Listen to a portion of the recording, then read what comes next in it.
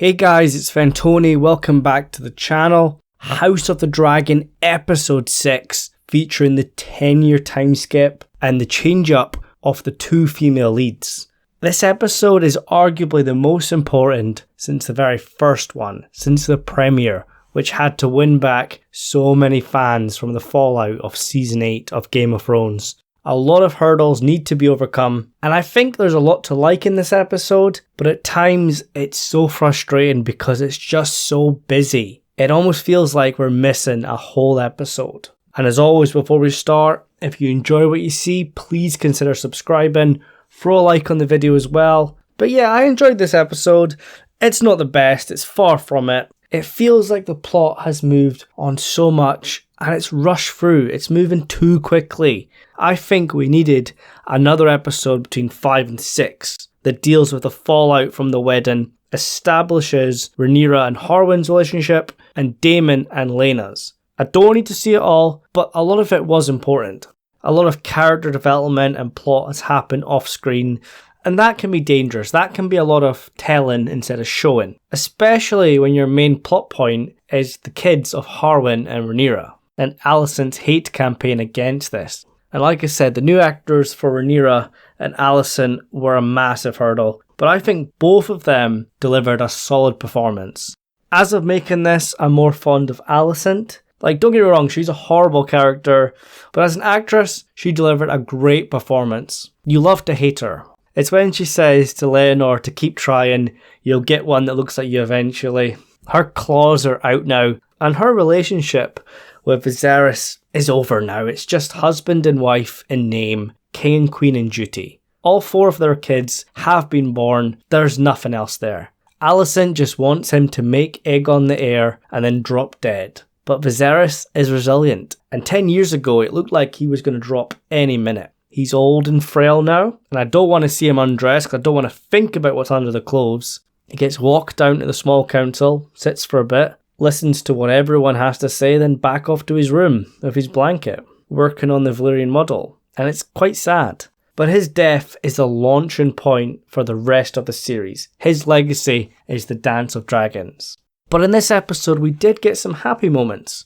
When he met Joffrey for the first time, his new baby grandson, and when he embraces Rhaenyra after her labours, or when she proposes a marriage between her son Jace and Helaena. But the king is just so naive. He has to know what's going to happen when he pops his clogs. He knows that Alicent is going to make a move, especially now her dad is probably coming back. But yes, as for Rhaenyra, the birthing scenes were very difficult. You don't want to watch them with headphones on or in the same room as your parents. And overall, the performance was solid, especially the short, subtle interactions between her and Sir Harwin. But it's the chemistry between Rhaenyra and Daemon that this entire performance will be judged on. So I'm going to wait for that before I make my call, but so far so good. And no wonder she left King's Landing for Dragonstone, but is that her biggest mistake? Yes, she gets away from the gossip and the rumours, and Alicent obviously, but she's left her position and her father open. Especially now that Sir Otto Hightower's coming back, and with Larys Littlefinger 2.0 running about, might have been the wrong move. And speaking of Larys, he's getting compared to Littlefinger now. I think you want to throw in a pinch of Varys with all the rumours and all the spies around the place, and then Ramsay for the brutality. But he is just a horrible, vile man. He had his father and his brother killed, and it's not just for power and position. And it's not just because the Queen asked him, because she didn't. He done it because he knew it would help her, and she was shocked, almost afraid. But in the end it benefits her because her father will become the new hand. But what is the price to pay for Alicent and her little alliance with Clubfoot? And their interactions were actually some of the better moments. You know, the really political scheming stuff that we all loved from Game of Thrones. For instance, the servant girl comes in, but she's sent away before they speak more freely again. But then at other times, Alicent and Cole, or Harwin and Lionel, or even Viserys and Alicent, are out in the open discussing very sensitive matters. And we know the Red Keep has spies everywhere. And then in Game of Thrones, I remember a scene when Varys walks in, and he's just talking normally, but he's shutting all the doors and windows, and once the room's secure, he talks more openly about his plans. And I think House of the Dragon has done well embracing the lore and making it feel more like the books and the early seasons of Game of Thrones. But at times, stuff like this falls through the cracks. And as for the kids, child actors bring their own issues, and you have to treat them as child actors. And they will be changed for older ones, I think, after episode 7. I think that is the last time skip. It's not a decade, it's just a few years. But in this one, the kids are just there. Aegon is the oldest, so he gets the most development, but did we have to see him wanking out the window? He's got no interest in the throne, he just wants to be creepy and mess about with servant girls. It's his mother who turns him into the man we know from the books, by shoving down the idea that it's his right to rule. In this episode, he believes that Rhaenyra is going to be queen. He's got no interest. He doesn't understand that he's going to be seen as a threat, but it's his mother that forces that idea into his head. And I kind of like how he gets on with Rhaenyra's kids, unless someone like Cole is bringing out the worst in him.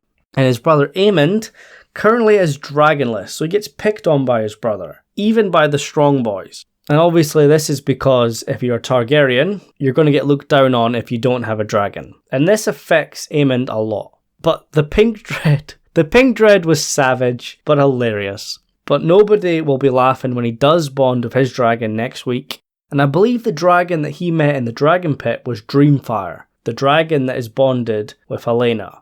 Dreamfire is meant to be a pale blue she-dragon, and she looks very, very similar to Drogon. And I think there's a reason behind this. Her rider Helaena, or we'll call her Bug Girl, is a dragon dreamer, just like her dad. We know this because she mentioned when Alicent talks about Aemond eventually bonding with a dragon, she mumbles something about him having to shut an eye. And my theory is she will have, or she has already had, a dream about Dreamfire, her dragon. And there was a theory a while ago that Dreamfire's eggs, or at least 3 of them, become the eggs of Daenerys Targaryen. Drogon, Viserion, and Rhaegal. Years ago in this story, 3 eggs were stolen and taken to Essos. And don't tell me Dreamfire doesn't look like Drogon. She is the same dinosaur type of dragon, remember? Dinosaur, wolf, and horse. And I'm convinced Helaena will have a dream of Daenerys and Dreamfire's kids. I'm not that bothered about Rhaenyra's kids, to be honest. There's only so much you can do with their characters. Most of their development comes from adult actors telling us about them. Jace bonding with Vermax was pretty cool. We all love a Dracarys moment. But I don't expect much from these kids until episode 8 when they're older and stuff gets more serious. The training scene was probably their biggest moment, but the big payoff was Harwin smashing Cole's face. But in the end, that's what he wanted. He had no intention to fight back, it was just to get Harwin strong to snap. And in the end, that leads to his downfall because he gets kicked out of King's Landing, sent back to Harrenhal and dies, alongside his Lord Father, Hand of the King. And that is a shame because Harwin was such an interesting character, and I wanted to see more scenes between him and Rhaenyra. But I loved the subtle looks they gave each other and how he treated his kids. I want to know how we got from him saving her from the brawl at the wedding to this. I don't think we have to see them banging, well maybe we do, but I would love to see something in the relationship. Or at least just make Cole jealous. Because yes, Sir Criston Cole is the most hated man on the show right now. He's bitter, he hates Rhaenyra because she wouldn't run away with him. And I definitely think we needed an episode explaining why he got away with what he done at the wedding. Obviously Alicent backed him up, and now he must be her sworn protector. Did he ask the Lord Commander or the King to be moved from Rhaenyra? I don't know, but he does not look 10 years older, so they maybe could have put more effort into the makeup there. Viserys and Lionel are old men now, the younger actors have been recast, but the middle of the road people like Cole and Daemon haven't changed much. Daemon's longer hair, which is shoulder length now, makes him look older than when he had it short. It's not a big deal, it's nitpicking again. He might not look older, but a lot has changed. He is now married to Laena Velaryon and has 2 daughters with her 3rd child on the way, and they're currently residing in Pentos. And Daemon seems to want to stay there. He's enjoying life as a fat lord, eating, drinking, dragon riding, doing what he pleases. But I think we needed more time with this family. The dragon action was fun, it was great to see Vhagar. I kind of wish they went more into how awesome and legendary this dragon is.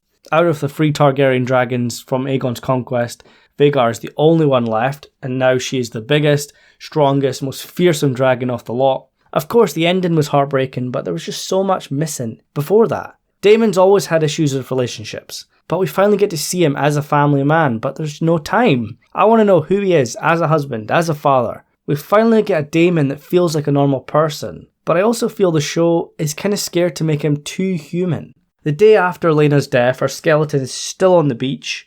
The kids have been informed, they're in tears, they're heartbroken, and Daemon just walks away, whilst the Game of Thrones Twitter page posted a picture of him hugging them. Why would you delete that, other than they're too scared to make Daemon feel human? Yeah, he does some diabolical stuff, it's gonna get worse, but everything he does is for his family and what the Targaryen name means. So I'm quite disappointed in that. And as for Laena's death, like I said, childbirth in the books from the show Vhagar's Fire. She wanted to go out as a dragon rider. This was an echo of Emma's death from episode 1. I remember Viserys was more obsessed with the air inside her, whilst Daemon does ask the guy, will Laena survive? But then she runs off because she does not want to go out this way. I suppose Daemon could have stopped her.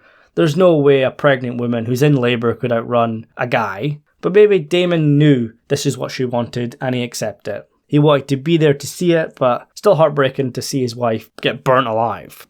And Vhagar didn't want to do it either. Vhagar was ignoring her, but in the end, Vhagar is bonded with her. Vhagar understands her pain and how she's feeling. So in the end, Vhagar done it. And I imagine she will feel remorse.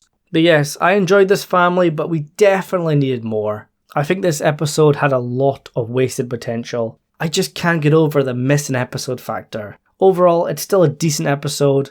One of the weaker ones out of the 6 so far, but in no way a bad one. It's going to get remembered for its fiery dramatic deaths, but I feel it's lacking in detail. It overcame the huge hurdles in front of it, but it could have been better. But then again, it was a difficult challenge to accomplish what they had to do. And I'm hoping the 10-year time skip, the missing moments and rush scenes do pay off next week and in the long term. And we are edging closer to the Dance of Dragons, which we are all here for. So yeah guys, I think that'll do it for today. Back for the trailer breakdown and of course Rings of Power on Friday and everyone else that's coming. So yeah guys, thank you so much for watching and I'll see you soon.